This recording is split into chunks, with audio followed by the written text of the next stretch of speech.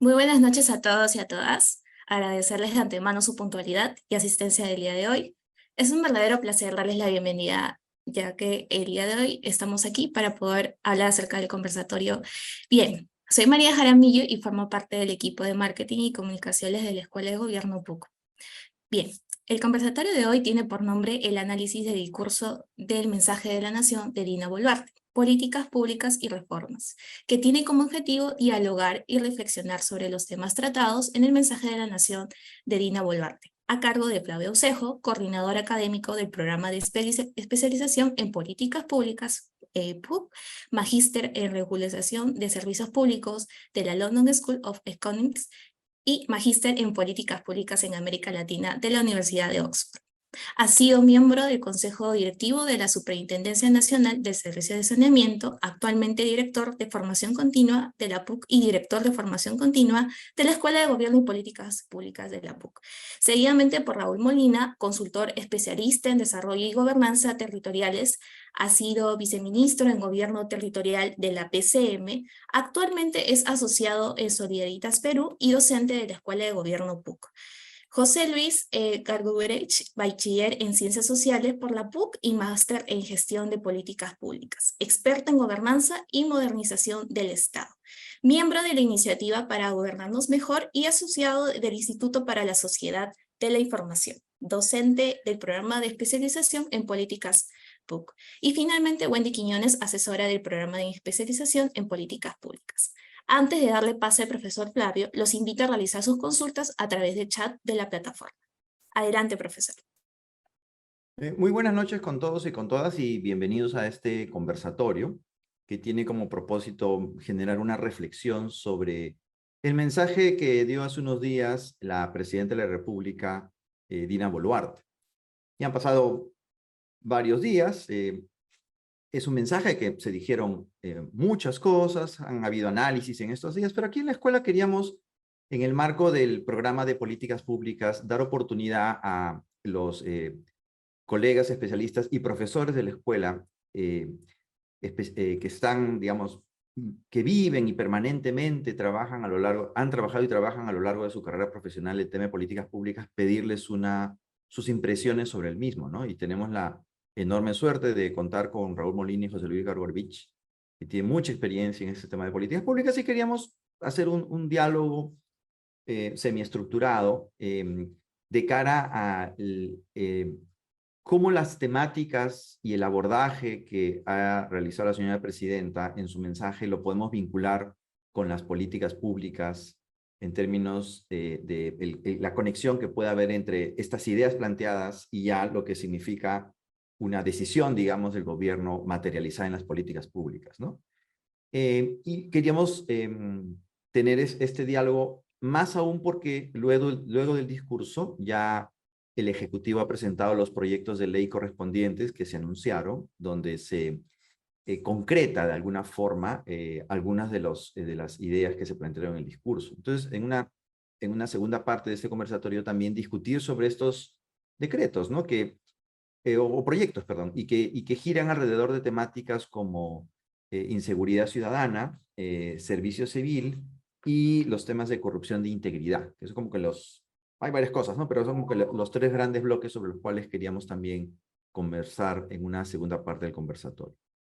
Entonces, ya sin más, para poder escuchar las impresiones de nuestros invitados, la primera pregunta que queríamos plantear en este conversatorio es una impresión general sobre el mensaje de la señora presidenta, ¿no? Y cómo estos contenidos del mensaje lo pueden vincular hacia las políticas públicas que en nuestro país se impulsan, ¿no? Entonces vamos a darle por unos minutos primero la palabra a Raúl Molina. Adelante, Raúl.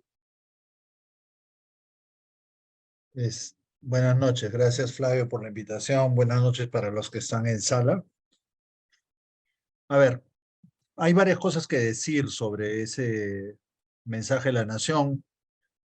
Una de las primeras que se ha dicho largamente en medios de comunicación es que es enormemente largo, o ha sido enormemente largo, y eso más allá de que sea positivo o negativo, que se haya demorado 3 horas en leerlo, la pregunta del millón es, en esa clave que propones de política pública, ¿no? ¿Cuánto un informe de 3 horas puede transmitir con claridad cuáles son las prioridades de un gobierno? Y podemos discutir la definición de política pública, pero una noción que está implícita en la definición de política pública es que cuando un gobierno aprueba o declara una política pública, no importa el nivel de desarrollo en que en que lo haga, está expresando prioridades o temas en los que espera poner foco. Y este discurso parecería que fuera la tarea de un mal alumno que quiere demostrar que ha cambiado, entonces ha atiborrado un rosario de propuestas en todos los temas, donde es muy difícil identificar cuáles son los focos, cuáles son las apuestas principales, ¿no? Recordemos que este gobierno, dentro de la imprecisión que tiene nuestro marco normativo, aprobó una política general de gobierno, ¿no? A pesar de que Castillo, que obviamente en términos de orientación estaba muy lejos, aprobó una el año pasado y este gobierno ha aprobado otra. Pero a pesar de eso, si prestaron atención en el discurso, la presidenta no se refiere al DS de aprobación de la Política General de Gobierno, sino se refiere al Programa General de Gobierno que presentó el Premier en el Congreso el 10 de enero. Entonces, si así fuera, hubiera sido bueno que organizara su discurso en los 9 ejes que tenía ese Programa General de Gobierno y tal vez le hubiera dado un poco más de estructura y hubiera evitado que regresara 4 veces sobre el tema de los hospitales, 3 veces sobre el tema de la inseguridad ciudadana y más de 2 veces, si no me engaña la memoria, sobre el tema de corrupción. Y de hecho, en el texto escrito estaban señalados los ejes, solo que no los leyó. No los leyó y con eso termina siendo una lista de lavandería interminable. Ahora bien, hay varias propuestas, algunas que pueden ser particularmente motivo para observar la poca claridad que hay en el informe y hay otras que son sugerentes por lo novedosas, como por ejemplo, este Fondo Soberano para Infraestructura, pero después vamos a verlo en el segundo bloque, cuando miramos los proyectos de ley, cuando alude al Fondo Soberano le han aumentado para pasivos pensionarios, ¿no? Con lo cual al Fondo Soberano le cargan una mochila enorme y sujeta a enormes riesgos, digamos, de dimensionamiento en los recursos requeridos. O el fideicomiso para infraestructura de transporte en Lima y Callao, que es claramente una ciudad que con respecto a las capitales de América Latina está enormemente retrasada en una serie de dimensiones de infraestructura. Pero nuevamente, son propuestas sueltas que no están enmarcadas en una visión de política pública entendida, y ahora aumento una noción distinta de definición de política pública como una respuesta organizada del gobierno a determinada necesidad ciudadana prioritaria. Entonces, si comienzo a poner una lista de lavandería, es muy difícil de entender cuáles son las herramientas de política pública con las que se quiere abordar determinados problemas o necesidades ciudadanas prioritarias en el Perú de hoy. Es como que el alumno que no sabe, entonces escribe mucho, porque si no sabes, confúndelo.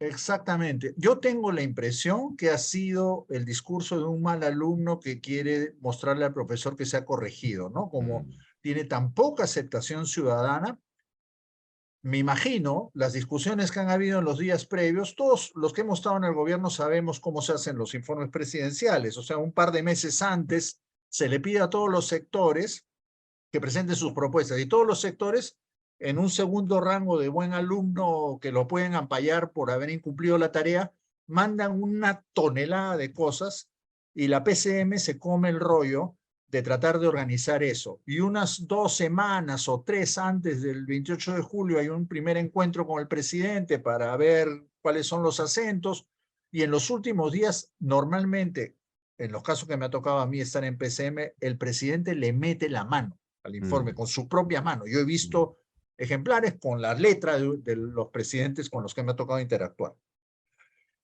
No sé si ha habido eso ahora, pero es evidentemente un informe, un discurso insuficientemente pulido, hay muchas repeticiones, hay errores. En un momento dice que durante su periodo se han erradicado 100.000 hectáreas de hoja de coca. O sea, no se han erradicado 100.000 hectáreas de hoja de coca ni en los últimos 10 años de Así lucha es. contra el cultivo de coca, ¿no? Así es. Entonces, es penoso y, como digo, en términos de política pública, no es claro. Hay propuestas como el agua de saneamiento para Juliaca, a través de financiamiento del BID, o la propuesta de petroquímica para el sur. Todos sabemos que el proyecto de agua y saneamiento integral para Juliaca tiene más de 20 años. Y sucesivos gobiernos han engañado a la población de Juliaca diciéndole, Kuczynski se comprometió a hacerlo apenas accedió al gobierno y hasta ahora no hay. La petroquímica viene desde el gobierno de Toledo y está asociada al gasoducto del sur, que todos sabemos que es un proyecto que está judicializado y que no tiene una salida contractual. Y de eso se Entonces la hablaba en el pregunta gobierno de de Fujimori, ¿no? Sí, Desde pero digamos, Fujimori se hablaba de eso. se hablaba de eso, pero digamos, si no me engaña la memoria, el contrato es del periodo de Toledo. Sí, es El correcto. contrato original que hizo que se compraran tubos que están tirados en la puna ahora, ¿no? Sí, así es. Y hay la discusión que si va por la costa o por la sierra, y Cusco jamás va a aceptar que vaya por la costa sin pasar por Cusco. Claro. Entonces, esas propuestas, ¿en qué política pública se enmarcan? Respondiendo a qué problema y cómo se engarzan con el conjunto de otras medidas que hay que poner en juego para que esos objetivos se puedan concretar. La señora se ha comprometido que antes de fin de año inicie el proyecto de agua y saneamiento de Juliaca, y que ella propone dejar como legado de su gobierno la petroquímica del sur. O sea, perdóname la palabra, pero es bien avesado decir eso, ¿no? Claro. Entonces, esa es una mirada general, no puedo entrar en más detalle, pero de repente sería bacán que José Luis pueda terciar y hacemos en todo caso, si hay tiempo, una segunda vuelta. Pues a eso vamos. Entonces, te escuchamos, José Luis, ¿cuál es tu impresión? Raúl nos dice que es un discurso muy extenso, donde se hablan muchas cosas, pero la clave de política pública como que está ausente. ¿Tú qué piensas? Hola Flavio, ¿qué tal? Raúl, gracias. Sí, yo estaba releyendo, digamos, el discurso en clave de política pública precisamente porque creo yo que la noción de política pública, que siempre está asociado, por supuesto, a una decisión, a veces pareciera que también puede expresarse en la no decisión. Es decir, tengo la impresión, en la historia que cuenta Raúl de cómo se hacen estos discursos, que las autoridades cuando hacen un discurso tienen la intencionalidad de decir cosas y de no decir otras.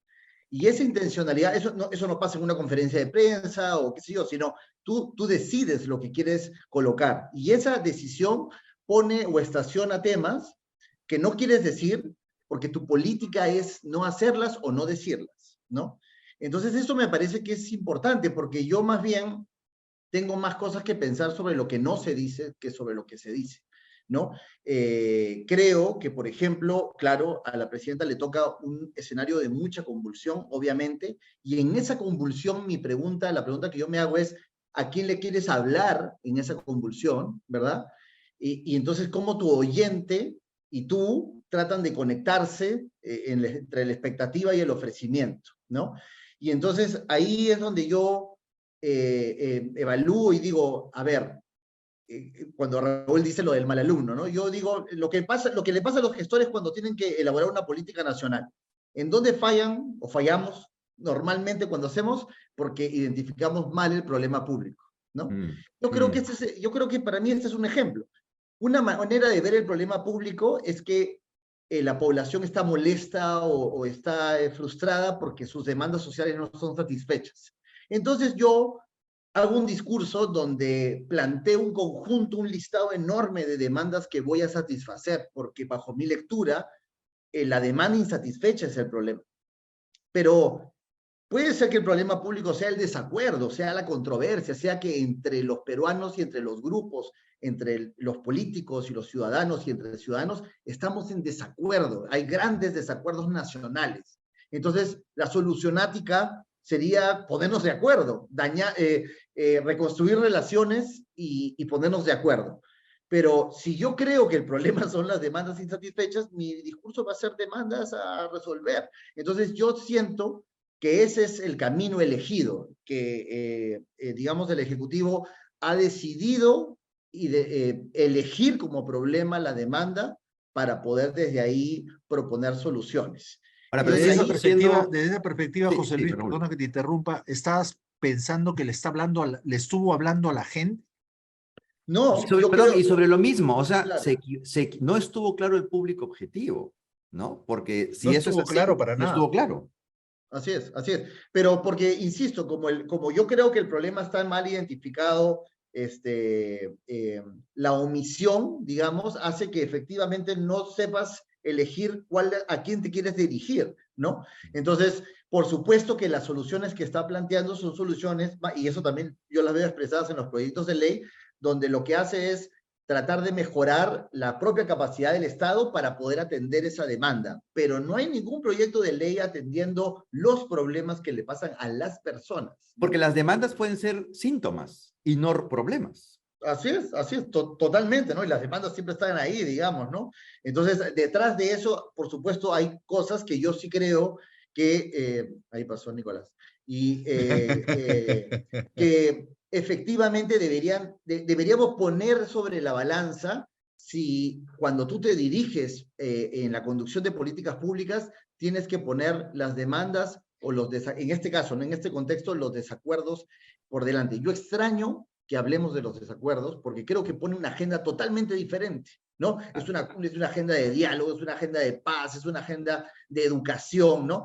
Y la otra reflexión que tengo es que, claro, yo creería que estos anuncios de política pública deberían ser, por supuesto, de más largo aliento que medidas pequeñas y Puntuales. concretas, ¿no? Puntuales. Que creo que el discurso ha tenido mucha medida concreta y pequeña, y eso es lo que sí me sorprende, ¿no? No sé, Raúl, si yo he estado tratando de ver discursos anteriores que obviamente siempre tienen de estas medidas, pero yo creería que acá hay un discurso de mucha medida pequeña, ¿no? Muy acotada. Normalmente los discursos anteriores, si recuerdas, tienen una parte inicial donde se plantean algunos objetivos globales que organizan Sí. el discurso. Este no lo tiene. No lo tiene. Y por eso eran Así cada vez más chicos, el tiempo era cada vez menor, porque eran más ejecutivos, pero iban a los elementos estratégicos, ¿no? Ahora, pero es. la pregunta que se cae de madura en esta reflexión que ustedes hacen es, ¿por qué? O sea, ¿por qué ha ocurrido un discurso de esta naturaleza? ¿Cuál sería la hipótesis que manejan José Luis y Raúl? Las razones que explican una respuesta de esta naturaleza a partir del discurso. A ver, Bueno, no, déjalo a José Luis yo que creo, desenrolle. digamos, lo que yo creo, como te digo, es que entiendo más por qué omite cosas que por qué decide decir lo que dijo, ¿no? Creo que las grandes omisiones, lo que sí dicen es que está optando por una política pública en muchos casos de inercia o, digamos, de dejar pasar, dejar hacer, ¿no? Eso, mi lectura, digamos, yo vengo sobre todo del mundo de la educación, por ejemplo, mi lectura en educación es que es eso. La sociedad está hablando de los problemas de la reforma universitaria, están golpeando la calidad de la educación, y tú dices que vas a hacer un concurso de lectura y vas a construir escuelas.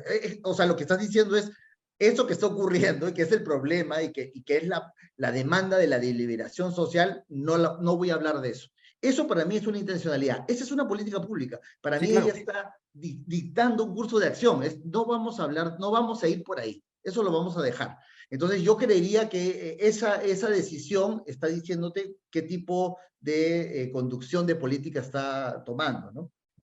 Mira, Raúl. para seguir jalando la pita que propone José Luis, agarremos la parte más política del discurso, que es su propuesta de pacto de reconciliación, con la que comienza y a la que regresa hasta 2 veces refiriéndose al acuerdo nacional, y unámoslo eso con esa propuesta perdida en esas 72 páginas de perdón por los fallecidos en los eventos de diciembre, febrero.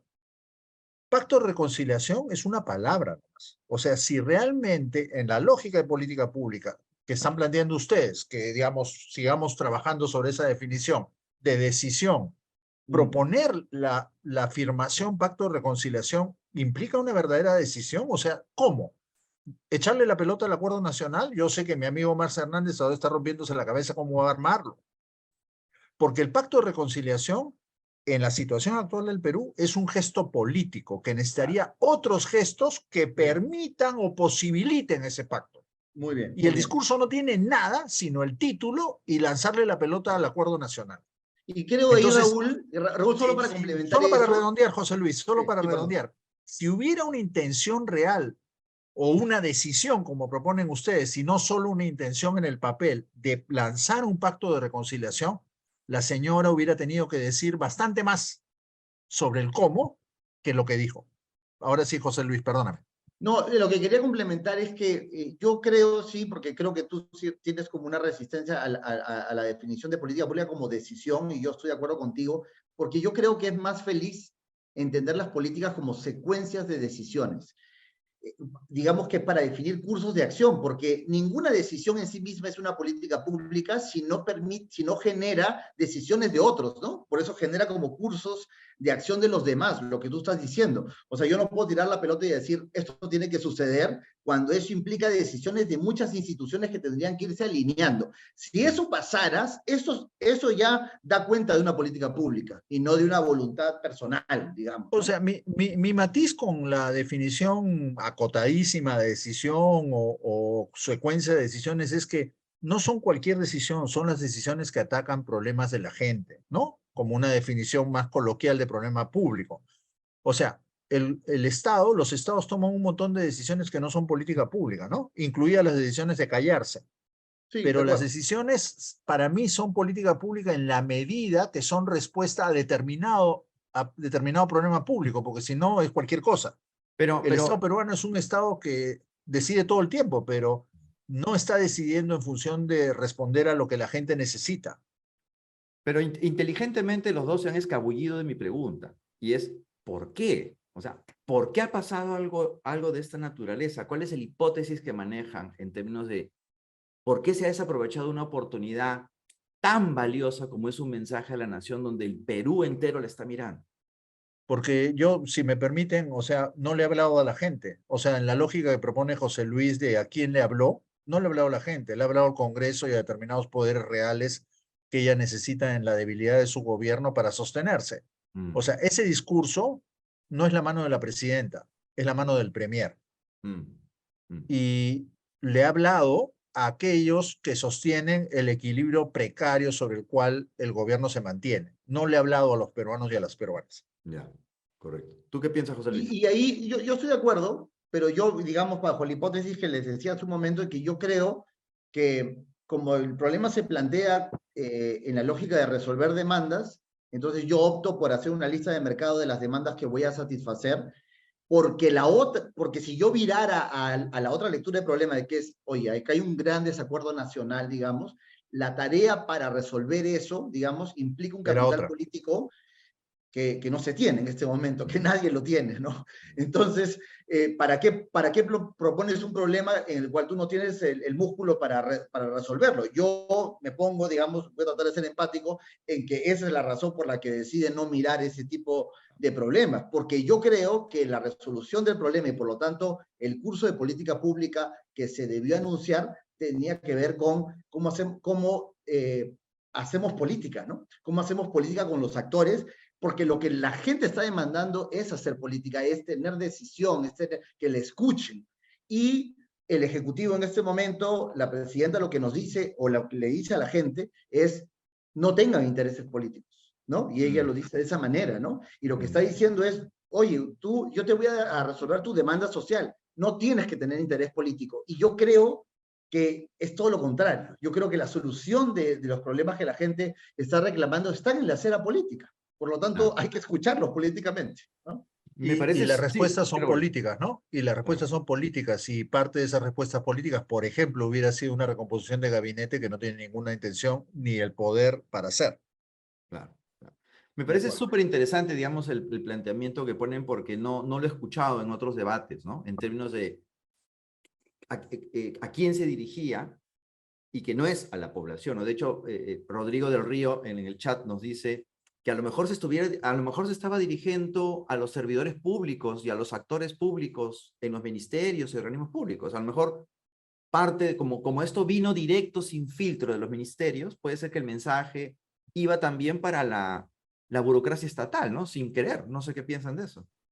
Sí, y mira que en algunos proyectos de ley, digamos, para ir jalando a lo que se empieza a proponer, tú vas a ver que en la exposición de motivos que plantean, en muchos casos, lo que tienen como foto que quieren resolver es la propia capacidad del Estado, que es precaria y que es débil, y a la cual quieren fortalecer. Insisto, yo creo que por eso, si tú miras solamente tu propia capacidad, entonces le estás hablando seguramente a los servidores. Esa puede ser también una manera de entenderlo, ¿no? De acuerdo. Muy bien, y entonces, con esta reflexión pasemos a la segunda parte de este conversatorio, y es ya el aterrizaje.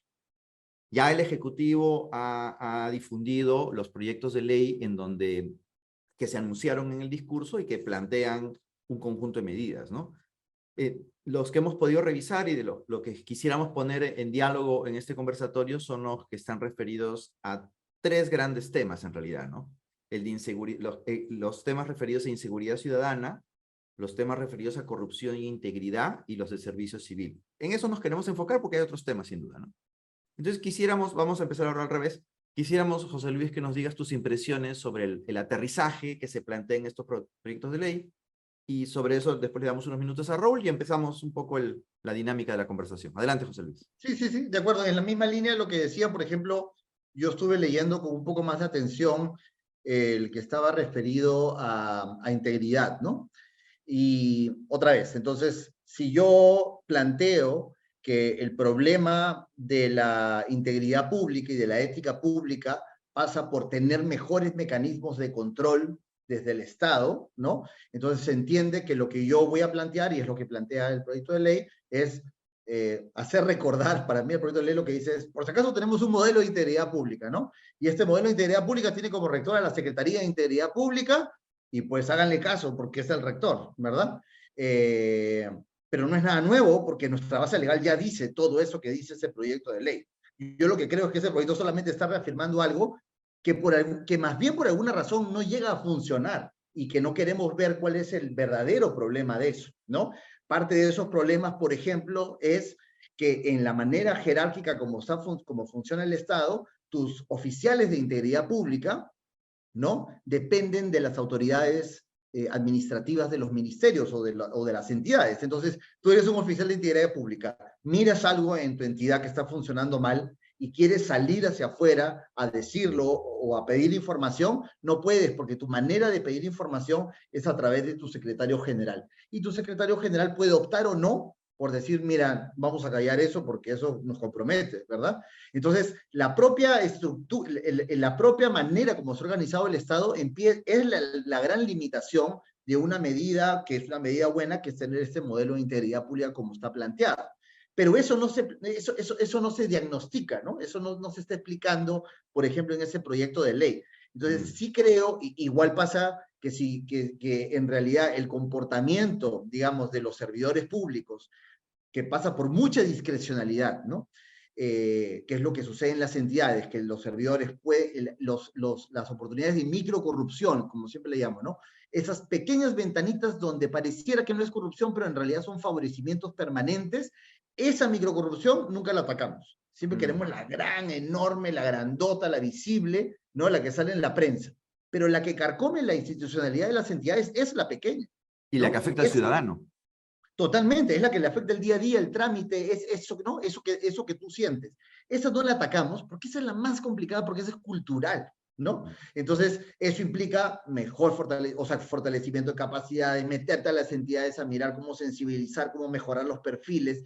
Eso tampoco estamos hablando. Entonces, otra vez, o estamos diagnosticando mal el problema, digamos, o estamos muy, muy concentrados en solo mejorar lo que ya tenemos, ¿no? Y lo otro, nomás para terminar, es que el otro que estaba mirando, que era el de seguridad ciudadana, que intenté mirarlo, pero ahí me asusté y ya lo dejé, es que en la exposición de motivos hay una parte que dice problema público, y es un párrafo de 5 líneas hermosas, que lo que dice es, hay mucha delincuencia, y cada vez más, en el mundo. Eso es lo que dice el párrafo. No tiene un dato, no tiene nada, solamente dice eso, ¿no? Hay mucha delincuencia cada vez más, por lo tanto, vamos a fortalecer la policía de control del orden y vamos a hacer esto, ¿no? Entonces, claro, te das cuenta, o sea, si no quieres ver lo que está sucediendo y lo que más bien tú quieres es una solución de la propia capacidad del Estado, pues ese es un ejemplo de cómo hacer una medida de política para ti, pero no para solucionar un problema de afuera.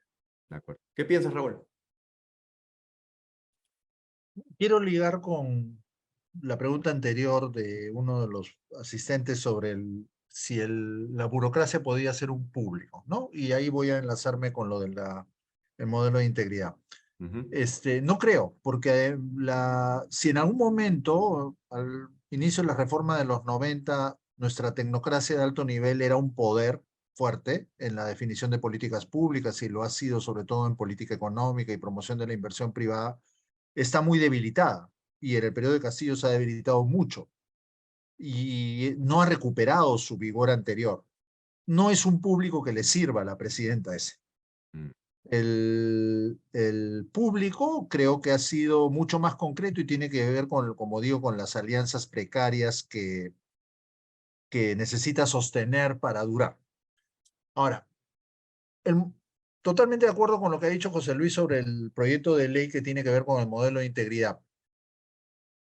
Los que hemos estado, los tres hemos pasado en un momento u otro por el Estado, el proceso de toma de decisiones de política pública en el Estado peruano es bien pobre.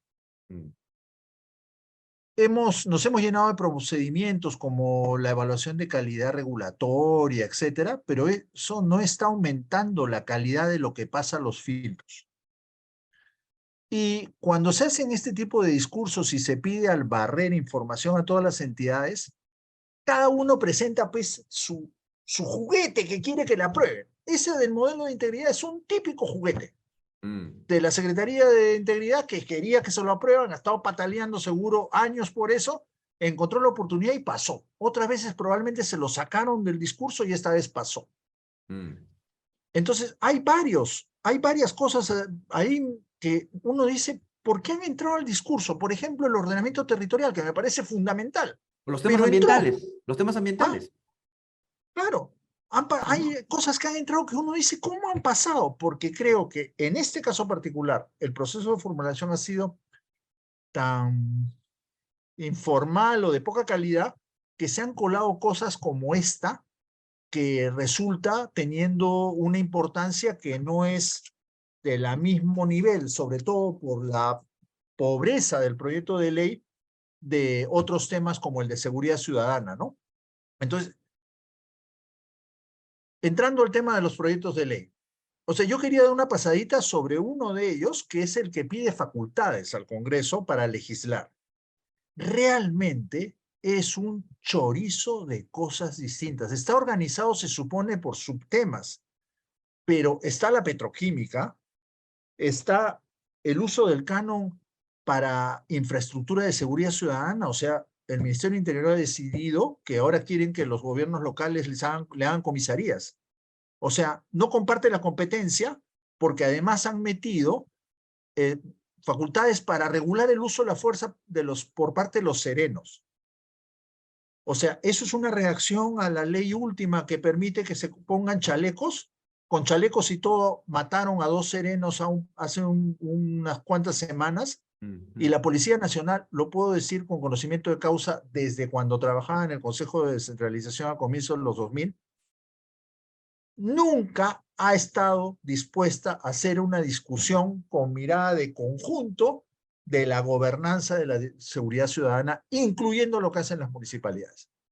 Y este invento de la Policía de Orden y Seguridad, a mí me pueden decir lo que quieran, pero es también una manera de no aceptar la existencia de los serenos en áreas urbanas, y vamos a tener estos policías nuevos de orden y seguridad paseando por la calle al lado de los serenos en los distritos ricos, y yo me pregunto si vamos a poner de esos policías en la provincia de Nauta, en la provincia de Atalaya o en la provincia de Chumbivilcas. O vamos a seguir concentrando el servicio policial en las áreas urbanas en lugar de aprovechar la fuerza que existe en los serenos, y así como dicen que van a entrenar en un año a estos nuevos policías, ¿por qué no entrenan a los serenos? Claro. ¿Por qué Claro. siguen resistiendo a eso cuando estamos gastando dinero público municipal en miles de serenos, sobre todo en las áreas urbanas, y no se termina de entender por qué quieren una ley para crear este cuerpo de seguridad? En algún programa de televisión, cuando me preguntó el periodista, yo le dije, si me preguntas a mí, a partir de la LOPE, y tú quieres crear un nuevo servicio, no necesitas una ley, lo puede hacer el ¿no? Ejecutivo. Así Pero es ¿Por es. más qué lo están fuerte, haciendo? pero Porque es más fuerte para infelizmente, comunicar, ¿no? Claro. claro, es porque quieren colocar un efecto en la arena pública, que eso también es parte del proceso para aprobar una política pública, pero además porque en la ley orgánica de la Policía Nacional, en algún momento, por la resistencia que han tenido siempre a enfrentar el tema del régimen laboral de los policías, a alguien se le ocurrió eliminar el policía soldado raso. El soldado raso. O sea, solo la ley dice que hay suboficiales y oficiales. Por eso es que no podían crear un cuerpo de policías sin grado. Y por eso es que necesitan una ley. Pero eso fue porque en algún momento, ante la resistencia de pagarle a los policías un salario decente, a alguien se le ocurrió entonces que todos sean suboficiales. Así como en algún momento a alguien se le ocurrió el 24x24. Claro. Entonces tenemos un policía que supuestamente trabaja 24 horas cuando en realidad no lo hace y después 24 horas desaparece. Y eso hace que nuestra Policía Nacional y los 130.000 policías que tenemos ahora nos cuesten mucho más y den menos servicio. Y ese problema público no lo están enfrentando y nos proponen un proyecto de ley de seguridad ciudadana donde realmente hay un chorizo de cosas relacionadas con supuestas mejoras, incluido el ROF del Ministerio del Interior. Sí, sí, vi también que hay una O sea, mejora ahí, una Entonces, modificación, ¿no? nuevamente, Claro. nuevamente, o sea, acumulando temas específicos, ¿estamos construyendo política pública? Y además, creo que también seguimos insistiendo en el enfoque de que política pública es norma. Toda la mayor parte de las medidas propuestas son normas. Política pública también es asignación de recursos. claro. Política pública también es diseño de organizaciones para lograr un objetivo público. O sea, la única medida que toman los estados para implementar políticas públicas no es votar normas. Claro. Ya, eso es Porque bien la norma importante. es bien bacán. Hago la norma y después no se concreta nada. Eso es bien importante porque sí creo que, o para quienes nos escuchan, digamos, cuando uno está hablando de política pública, suele efectivamente creer que el único instrumento de política pública es una regulación. Y por eso somos un Estado sobreregulado. Esa es la expectativa además que tenemos, ¿no? Ahí sí quizás estamos resolviendo una expectativa real. La gente quiere leyes, ¿no? Y efectivamente estas otras dimensiones más de promotoría, ¿verdad? Y más comunicacionales incluso, presupuestales, organizacionales, porque muchas de las cosas, las palabras que están escritas en estos proyectos de ley implican unos cambios organizacionales en las entidades involucradas tremendos, ¿no? Son cambios estructurales. Sí, sí, sí. Y si no los conocemos bien, cometemos estos errores como el que comentaba hace un rato, de crear estas figuras como el oficial de integridad pública. En transformación digital, ahí está el líder de transformación digital, que son grandes ideas de personas que cuando entran a las organizaciones encuentran un odre viejo. Siempre, ¿no? Tratamos de poner vino nuevo en odre viejo. O sea, es una institución arcaica, jerárquica, elefantiásica, y se nos ocurre poner un perfil hermoso ahí, y no va a cuajar. Entonces, No va a cuajar. efectivamente, esas dimensiones de la política pública hay que ponerlas sobre la agenda, ¿no? Ahora, pero entonces el diálogo nos está llevando a una idea de fuerza muy interesante, ¿no? Y es que el discurso en realidad está desconectado de la política pública y las propuestas de materialización del discurso también lo están, porque uno pensaría que el discurso es la narrativa, pero ya la propuesta es el instrumento administrativo que permite actuar dentro de la maquinaria estatal, pero tampoco lo es. Estaba revisando el problema público de la Política Nacional de Seguridad Ciudadana y dice altos niveles de victimización que afectan al ciudadano. O sea, el problema público en la política que está escrita está bien, pero el que recoge el proyecto está mal formulado. De hecho, incumple los parámetros de ese plan y de la teoría, para formulación de un problema público. Ahora, Pero para además, ser además, Flavio, muy chiquito, José Luis, Sí. si existe una política nacional de seguridad ciudadana aprobada, ¿por qué no se basan en esa política nacional para proponer las reformas normativas? ¿Por qué tienen Ese que era mi inventar segundo de nuevo? comentario. O sea, está olvidada, Ah. es un documento. Exactamente. Sí, porque Dale, para José ser Luis. justos, lo que quiero decir es que, para ser justos, tampoco es que estos proyectos de ley, digamos, son la única manera, esperaría yo, estoy hablando en positivo, ¿no?, de expresar lo que esa política pública, si es que la hubiera, está tratando de decir. Pero efectivamente ya hay políticas públicas aprobadas como las políticas nacionales que lamentablemente mientras ese plan no conecte con los sistemas administrativos, las políticas que ha propuesto, pues siempre van a ser documentos declarativos, ¿no? Y siempre lo que va a pesar son los donde está el dinero, digamos, que son los planes institucionales y los planes operativos.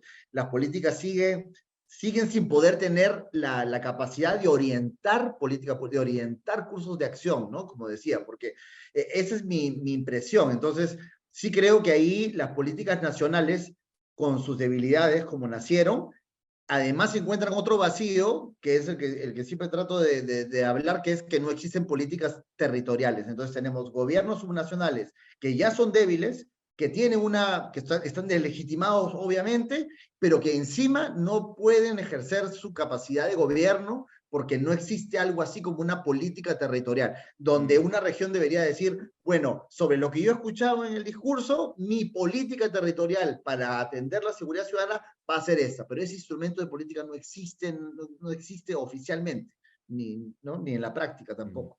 Y pidiéndoles Sí, Perdón, Raúl. Flavio, muy Sí. chiquito, cuando hablábamos del modelo de integridad y yo decía que hay cosas que se pasan en los filtros y terminan en el discurso y uno no sabe muy bien por qué, porque no parecería tener la misma relevancia que otros temas, estaba buscando uno y no me acordaba y ahora viendo mis notas, en el PL de facultades legislativas hay un tema que dice competencia exclusiva del MIDIS en infraestructura social, económica y productiva. ¿Qué significa eso? Es una vaina que se le ha ocurrido a alguien en el MIDIS que quiere reforzar su rectoría, entre comillas, sobre, así al barrer infraestructura social, económica y productiva. Eso viene de Foncodes, que creen que los únicos que pueden hacer pequeños proyectos de infraestructura son ellos, y las municipalidades, competencia exclusiva. Otra, hay una idea, un planteamiento, dice, facultades legislativas para crear una entidad de asistencia técnica para mejorar la calidad de los proyectos regionales y locales. Eso sí, eso ¿De están haciendo. dónde ha salido eso? Sí. Lo han dicho en arena pública. ¿Le han explicado a alguien qué entidad es esa? ¿Quién la ha propuesto? ¿Cómo va a funcionar con la dichosa Autoridad Nacional de Infraestructura y con las competencias regionales y locales? O sea, eso no es política pública, por lo menos eso no es lo que enseño yo cuando hablo de eso. Bueno, tampoco está en la literatura, por cierto. O sea, lo que estamos ahí, o sea, mientras les escucho, es casi como una recentralización. Sí, sí, Sin claro. ninguna duda. Por eso la solución es crear entidades, inclusive solo entidades centralizadas, porque tú puedes crear entidades y luego desconcentrarlas en el territorio, ojalá fuera así, ¿no? Claro. Pero esa entidad, por ejemplo, en la asistencia técnica, que yo también la he escuchado y la han dicho, efectivamente hay un proyecto para crearla, es una recentralización, digamos, otra vez de fuerzas que en realidad deberían estar acompañando codo a codo a los funcionarios de los gobiernos regionales y de las municipalidades, ¿no? O sea, ahí nos Claro. estamos olvidando que somos un país descentralizado, ¿no? De acuerdo. Bueno, de hecho, en nuestro diálogo estamos respondiendo varias de las preguntas que se están planteando. Hay una bastante ebullición en el chat con las preguntas que nos plantean, pero quería aprovechar para hacerles una última intervención antes de pasar a las preguntas, ¿no? Pero imaginemos un esfuerzo de abstracción y de el multiverso, ¿no? O sea, en el multiverso, si ustedes estuvieran en una posición similar que la presidenta, y llevándolos contra las cuerdas, ¿no? En este momento, ¿cuál creen que debió ser una temática que sí o sí debió estar abordada en el discurso? O sea, algo que de todas maneras debió estar y no ha estado. Una nomás. Les pediría que puedan compartir con quienes están viendo su reflexión. Raúl, ¿tú qué piensas? Lo que hemos dicho, Flavio, o sea, me quedo sin batería un ratito. En las circunstancias actuales del Perú, no sé si la presidenta hubiera sido capaz, hubiera sido creíble, se necesitaba un discurso político Ya, que le plantee unos nuevos términos de relación a los peruanos. ya. O sea, yo hubiera hecho un discurso Un nuevo acuerdo corto, social. Eso. un discurso corto, Ya. fundamentalmente político, Ujú. sin esa lista de lavandería, porque eso han hecho hace no mucho una rendición de cuentas de 6 meses y han repetido la lista de lavandería. Y en el escenario actual del Perú me parece una sacada de lengua a la gente asumir de que, como lo ha hecho en el discurso, que se queda necesariamente al 26. En cualquier democracia mínimamente madura, un presidente en esas circunstancias hubiera propuesto hace rato una ruta de transición política para una salida ordenada anticipada. Pero la presidenta no tiene capacidad o no quiere aceptar una estrategia así y el premier, ahí sí en ese caso, la capacidad la tiene, pero no quiere. Mm, mm. Entonces, hubiera sido un discurso totalmente distinto que hubiera invalidado ese discurso al que eludía José Luis, que para diciendo que por qué los peruanos me plantean una agenda política, quiero que me planteen una agenda social, porque en la agenda política yo no tengo nada que decirles. No tiene nada que decirles porque la señora, infelizmente, no tiene la más mínima noción de lo que es hacer política. Mm. Y lo puedo En todo caso, decir política de la buena. objetivamente. ¿Ah? En todo caso, política de la buena. De la buena, claro, de la buena. O sea, hubiera hecho un discurso totalmente distinto, muy corto, con medidas políticas que hagan creíble esa propuesta de pacto de reconciliación De y acuerdo. que le den al pobre acuerdo nacional algo de qué agarrarse para poder armar, si son ellos el medio para hacerlo, de repente no son ellos, algo de qué agarrarse para poder armar algo que sea mínimamente creíble para nuestra gente en clave de reconciliación. Y tú, José Luis, desde tu perspectiva, coincides con Raúl que ese es el tema que debió ser abordado. Sí, y yo hubiera optado por un discurso breve. Yo también creo que hubiera sido contundente plantear un nuevo acuerdo, decir, no lo puedo hacer sola, no puedo hacer esto con el capital que yo tengo, digamos, ¿no? Pero sí quiero escuchar y convocar, ¿no? Ni siquiera el acuerdo nacional quizás es suficiente, necesitamos una manera, digamos, de conversar sobre el país y escucharnos, ¿no? Y eso hubiera sido contundente, digamos, ¿no? Me parece, ¿no? Una mejor promesa, pero insisto, creo que eso es un escenario en donde yo tendría que reconocer efectivamente que los intereses políticos son válidos. Y yo creo que ese no es el escenario que nos han planteado, ¿no? Entonces, mientras eso no pase, mientras los intereses políticos sean más bien demonizados, entonces no se va a entender nunca el valor de tener un discurso de ese tipo. Ojalá tengamos una siguiente oportunidad para plantear. Claro que sí. Hay muchas preguntas que que estoy leyendo en el chat, pero en realidad en nuestro diálogo hemos ido respondiéndolas, quienes nos están escuchando y viendo claramente están siguiendo nuestra conversación, están enchufados en el diálogo. Pero quería plantearles a los dos una pregunta que me parece interesante y que lo plantea Claudia Soto, me parece. Y es esta posibilidad, en este escenario, digamos, de como los economistas llamamos equilibrio de bajo nivel, ¿no? ¿Creen ustedes que la creación de entidades públicas con cierto nivel de autonomía, como la Autoridad Nacional de Infraestructura u otras, podrían ser, aunque no una solución, un elemento que alivie parcialmente situaciones en el ámbito de las demandas ciudadanas? Es un poco la pregunta que se plantea. Raúl, ¿tú qué piensas? Como una mala solución, pero eso mejor que nada. O sea, lo que pasa, Flavio, es que la Autoridad Nacional de Infraestructura no enfrenta el problema real que tenemos que explica por qué ejecutamos tan mal y tan con tan baja eficacia la infraestructura. Y que tiene que ver para mí con los sistemas administrativos y su diseño sobreregulado y homogéneo para todo el país, cuando lo que caracteriza a nuestra administración pública es un mosaico de instituciones que operan en realidades muy distintas, con muy distintas capacidades institucionales. Entonces, claro, hoy día las soluciones son Autoridad Nacional de Infraestructura y acuerdos de gobierno a gobierno. O sea, estamos abdicando de construir capacidades en el tema de inversión pública, como en varios otros temas, de un Estado que le responda a la gente.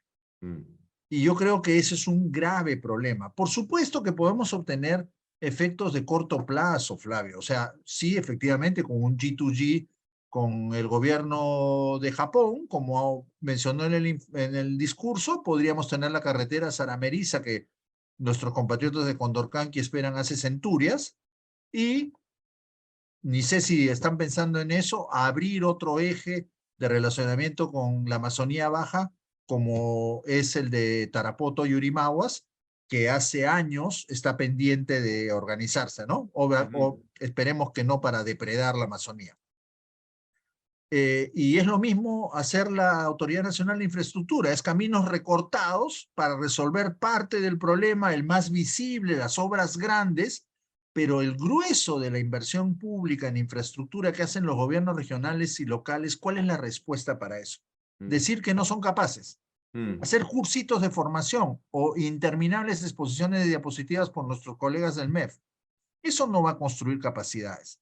Nuevamente, la misma lógica de política pública. Identifico un problema y construyo una estrategia de respuesta a ese problema que muy probablemente tiene varias medidas, y esas medidas son de varios tipos distintos que no se agotan en normativa. Hemos construido en los últimos años, yo siempre digo, con el perdón de los abogados, porque tengo muy buenos amigos abogados, hay demasiado abogado. Sí. Entonces, el enfoque es muy legalista. Necesitaríamos un enfoque más de gerentes para diseñar las normas y actualizar los sistemas administrativos a las demandas del Perú actual. De acuerdo. Pero más allá de que sean abogados, lo voy a defender a mis amigos abogados, en realidad lo que necesitamos es gestores que no asusten, ¿no? O sea, que no te traigan para atrás, ¿no? Y que no se dejen asustar. Eso, pues, pero lo que sí creo que tenemos, y sí creo yo también lo he visto en muchas entidades, es que ahora hay mucha más protección legal de decisiones de mandos medios hacia arriba, ¿no? Entonces ahora para mí hay mucha menos creatividad técnica que lo que teníamos hace 5 años, ¿no? Porque todo está muy llevado para atrás. Sobreregulado, maestro. Esa es la única palabra que califica eso. Yo normalmente soy muy adepto al rediseño organizacional especializado. O sea, yo creo que hay materias del Estado que sí necesitan más bien crear entidades, pero para especializar, para que aquella de la cual le saco se convierta en una entidad mucho más simple, mucho más plana, ¿verdad? En eso creo yo. Por eso yo siempre digo, yo creo en la creación de entidades especializadas, autónomas, independientes técnicamente, meritocráticas, siempre que la creación de una implique la simplificación de otra, ¿verdad? O sea, no hay que crecer, pero sí tenemos entidades muy elefantes. Entonces, yo creo que una autoridad de infraestructura sí era necesaria, yo sí creo que era necesaria, pero de otra magnitud, o sea, porque yo sí creo que se debió crear una entidad que aligerar el peso, por ejemplo, de educación y salud de su PRONIET y de su PRONIS, ¿no? O sea, de que toda esta maraña de decisiones en la cual los ministros de Educación y Salud tienen que estar el 40% de su tiempo viendo infraestructura de sus establecimientos, debiera estar en un código distinto, en una entidad distinta, desconcentrada, más cercana a los territorios. Pero no fue pensado de esa manera, ¿no? Ahora, otros temas, como la gestión del riesgo de desastres, por ejemplo, que se ha pensado también tener autoridades y qué sé yo, no vale la pena tenerlo en este contexto de precariedad institucional. A mí me asusta más bien crear entidades que luego se conviertan en espacios de favorecimiento, ¿verdad? O de poderío, así como bien banal, ¿no? Entonces yo creo que ahorita es una mala idea crear entidades. Más bien hay que mirar lo que hay dentro de las entidades que existen y tratar más bien de salvar las islas de excelencia que están tratando de permanecer, ¿no? Entonces sí creo que efectivamente, para contestar la pregunta, yo creo que en general las políticas públicas sí necesitan expresarse en organizaciones. Yo siempre lo he dicho, si no hay organización expresa, digamos, la política pública tampoco vive. La política no vive si no existe una organización fuerte, autónoma, que la haga carne, ¿verdad? Entonces sí hay una relación política pública, organización, ¿no? Importante, pero quizás no es ese el momento para hacerlo. Excelente. Bueno, pero digamos, sí, mira, Raúl. insisto, ¿no? Autoridad Nacional de Infraestructura, o sea, entiendo el razonamiento de José Luis y que dice que él está de acuerdo para, por ejemplo, descongestionar inversión pública en salud y educación porque ni PRONIEM ni PRODIS han funcionado. Pero eso no lo va a asumir la Autoridad Nacional de Infraestructura. O sea, Yo sé, tendremos claro. que pensar en otro brazo organizacional, tal vez regresar a la discusión sobre Ministerio de Fomento o Ministerio de Desarrollo Regional, que tenga el poder para quitarle parte de sus competencias a los ministerios de Educación y Salud y comenzar Claro. a trabajar no solo la inversión nacional de gran tamaño, sino tener un brazo que trabaje con los gobiernos regionales y locales, que trabaje con una lógica más territorial, más articulada entre niveles de gobierno, y de repente también ahí podríamos meter ese engendro de nueva entidad para asistencia técnica para la inversión pública Claro. regional y local, Mira ¿no? que incluso, Raúl, yo traicionaría mi espíritu descentralista para decir que prefiero que crea una entidad recentralizada y que la desconcentren en los territorios después. O sea, que la creen, solo que después la pongan como hermano del gobierno regional y que viva ahí a su costado.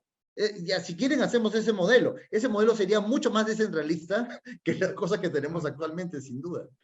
Sin Bueno, duda. está muy bien y creo que me parece que ha valido la pena, digamos, mirar los anuncios tanto discursivos como normativos en clave de política pública y la gran conclusión es que en la práctica están bien divorciados de la política pública, ¿no? Están muy divorciados y el otro elemento es que ha habido un desaprovechamiento valioso de una oportunidad de dar un golpe de timón, digamos, en estos claramente 3 años que quedan de gobierno, ¿no? Pero además, de hecho, sin querer hemos dado algunos elementos para nuestro próximo webinar, que evidentemente ¿Se cortó? ¿Pues la veo? Nos quedamos dueños del evento, Raúl. No, ahí están los participantes. Flavio es el que se ha quedado Sí, sin. Ahí está. ahora sí. Me parece Sí. que ya regresó el profesor Flavio. Sí, perdón. No, decía que claramente el tema de la descentralización es un tema que se va a poner nuevamente en boga porque se está discutiendo la política nacional de descentralización, ¿no? Entonces creo que podríamos armar una cosa interesante en esta misma línea. Muy bien, agradecerles Se está discutiendo política nacional de descentralización, política nacional de ordenamiento territorial y También, está por empezar la de gestión social. correcto. O sea, Ahí, los brazos del Viceministerio de Gobernanza. sí. Hay un paquete bien grande que va a dar para mucho que conversar y discutir. Excelente. Agradecerles a Raúl y José Luis y paso el control a Marco.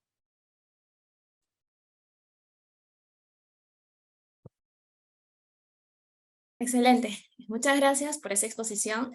Para cerrar con esta etapa de conversatorio, ¿nos podría indicar, profesor Flavio, cómo es que se relaciona lo expuesto con los contenidos del programa de especialización en políticas públicas? Sí, bueno, lo que hemos querido es mostrarles, digamos, en este diálogo tan interesante con Raúl Molina y José Luis Garburevich, es un alcance del tipo de discusiones que nosotros tenemos en el programa de políticas públicas, ¿no? En nuestro programa lo que hacemos es discutir estos temas, ¿no? Y de hecho uno de los aspectos en el cual nos concentramos mucho es en el tema de problema público, ¿no? Para que no ocurran las cosas que tanto Raúl como José Luis están identificando y detectando en las manifestaciones de la presidenta y todo lo que ha venido después, ¿no? Este programa lo que busca es que los participantes en realidad se entrenen en cómo mirar la realidad desde esta perspectiva, desde las perspectivas de las políticas públicas y cómo recoger, digamos, estas demandas, expectativas de la sociedad y traducirlas en clave de política pública para poder tener la capacidad de diseñar e implementar políticas públicas desde los niveles que les corresponda, sea nacional, regional y local, ¿no? Entonces, el diálogo con Raúl, José Luis, tiene el propósito de mostrarles, digamos, ¿no? El tipo de discusiones que se plantean. José Luis es docente en el programa de políticas públicas y Raúl es docente en cursos actuales y futuros de la Escuela de Gobierno. Así que los invitamos a revisar nuestra malla y, por supuesto, invitarlos a que se inscriban y verlos en clase. Estupendo, profesor. Muchas gracias. Bien, ahora hacemos pase a Wendy Quiñones, asesora del programa de especialización en políticas públicas. Buenas noches, estimados participantes. Reiteramos el agradecimiento por su asistencia en este conversatorio que se realiza en el marco de nuestra convocatoria del programa de especialización en políticas públicas que inicia el 21 de agosto. Nos gustaría comentarles que este programa forma parte de nuestras actividades académicas de formación continua. Se dicta en modalidad a distancia y cuenta con 150 horas académicas de aprendizaje.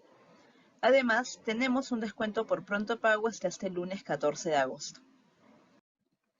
Nuestro coordinador académico es el profesor Flavio Ucejo Castillo. Ha sido miembro del Consejo Directivo de la Superintendencia Nacional de Saneamiento. Actualmente se desempeña como director de formación continua de la PUC y director de formación continua de la Escuela de Gobierno y Políticas Públicas. Asimismo, nuestra plana docente está conformada por profesores que se encuentran laborando en instituciones como SUNAS, Minedu, Ocitran, entre otros sectores. La propuesta académica del programa de especialización cuenta con un total de 150 horas de aprendizaje que se desarrollan en 5 módulos y un taller integrador, los cuales serán dictados por reconocidos docentes que están actualmente laborando en las principales instituciones públicas. En el slider presentado podrán observar la malla curricular del programa. Del mismo modo, estamos dejando en el chat el link del brochure. Entre los principales diferenciadores, creemos importante resaltar que somos la universidad número 1 del Perú según el QS World University Ranking 2023. Contamos con una plana docente de alto nivel académico con puestos de alta dirección en las principales entidades públicas. Y respecto a la modalidad a distancia, brindamos sesiones sincrónicas en vivo con los docentes y actividades asincrónicas complementarias, como también un amplio networking con alumnos de diferentes lugares a nivel nacional y o internacional. Nuestro programa de especialización tiene fecha de inicio el 21 de agosto, fecha que está condicionada al número mínimo de matriculados. Los horarios para las sesiones virtuales en vivo con los docentes serán en una frecuencia de 3 veces por semana los lunes, miércoles y viernes de 7 a 10 de la noche. Disponemos además de una tarifa por pronto pago con un descuento hasta el día 14 de agosto, el cual es un pago único en su totalidad. Asimismo, contamos también con la tarifa general, el cual les brinda la opción de poder acceder a un financiamiento. Las inscripciones se encuentran disponibles en nuestra plataforma virtual. Y para todos los asistentes de este conversatorio, tenemos un descuento especial. La tarifa grupal aplica solo a partir de 2 participantes a más y la inversión por cada uno es de 4.200 soles. El pago es único en su totalidad. Para poder aplicar esa tarifa grupal, estamos dejando en el chat el enlace del formulario para que puedan registrar sus datos. Nosotros nos contactaremos a la brevedad para poder hacer las coordinaciones. Esta tarifa exclusiva se va a encontrar vigente solo hasta el martes 15 de agosto hasta las 5 de la tarde. Consideraciones importantes. Aplica solo a partir de 2 personas a más, no es válido para órdenes de servicio y se encuentra sujeto a previa evaluación del área responsable. En caso de dudas o consultas pueden comunicarse a nuestro teléfono 992-966-374 o al correo www.quinones@puc.edu.pe. Y por último, para quienes deseen complementar sus estudios, tenemos en convocatoria los siguientes cursos de capacitación de 40 y 24 horas académicas. Pueden acceder aún al descuento del pronto pago. Muchas gracias por su gentil atención y los esperamos en nuestro programa de especialización en políticas públicas. Muy buenas noches a todos.